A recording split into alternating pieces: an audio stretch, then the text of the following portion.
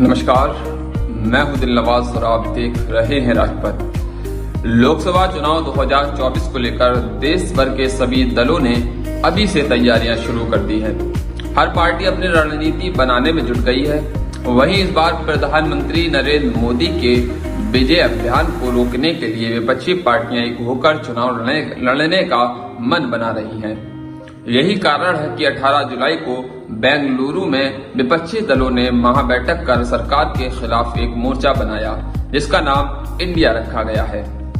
फिलहाल इन सभी पार्टियों के लिए लोकसभा चुनाव में 75 जिलों वाले उत्तर प्रदेश एक मील का पत्थर साबित होने वाला है।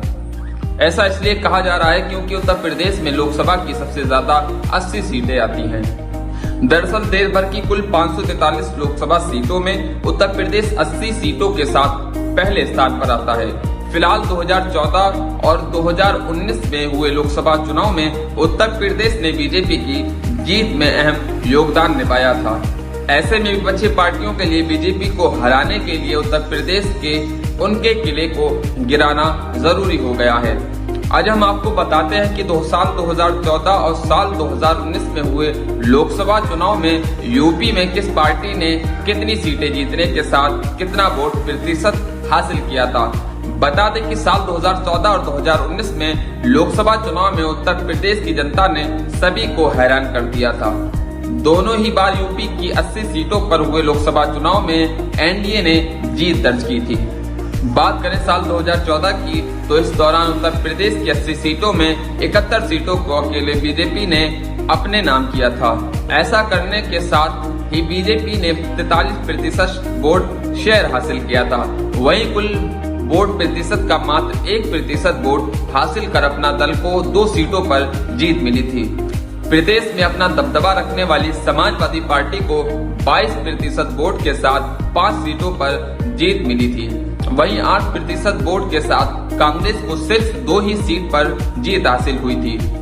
आरएलडी को 1% वोट मिले और उसका खाता तक नहीं खुला। साल 2014 मायावती की पार्टी बसपा के लिए सबसे बुरा रहा। उस समय की राष्ट्रीय पार्टी के रूप में पहचान रखने वाली बसपा 20% वोट पाकर भी 1 सीट जीतने को तरस गई। इसके बाद 5 साल के अंतराल पर 2019 में हुए लोकसभा चुनाव में एक बार फिर इतिहास ने खुद को दोहराया।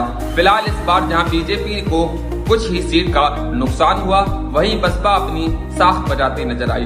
2019 के दौरान एनडीए में बीजेपी और अपना दल एक साथ मिलकर चुनाव लड़ा और एनडीए का 51.19% वोट शेयर रहा, जिसमें 50% वोट शेयर के साथ बीजेपी ने 62 लोकसभा सीट अपने नाम की और अपना दल फिर से 1% वोट शेयर के साथ 2 सीट ही जीत पाई। वहीं दूसरी ओर इस बार के महागठबंधन बहुजन समाज पार्टी, समाजवादी पार्टी और राष्ट्रीय लोकदल को 39.30% वोट शेयर मिला था, जिसमें बसपा को 19%, सपा को 18% और आरएलडी को 2% वोट मिला था। जिसके साथ ही सीटों की बात करें तो अपनी साख बचाते हुए बसपा ने इस बार 10 सीटों को अपने नाम किया और सपा पिछली बार की तरह 5 सीटों पर जीत हासिल कर पाई। वहीं आरएलडी के हाथ एक बार फिर खाली ही रहे।